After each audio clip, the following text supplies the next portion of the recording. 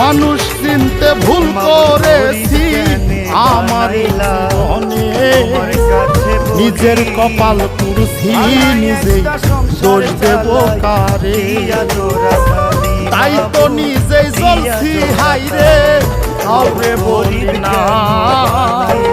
স্বার্থ ছাড়া একটা মানুষ খুঁজা পাইলাম না, স্বার্থ ছাড়া একটা মানুষ খুঁজা পাইলাম না।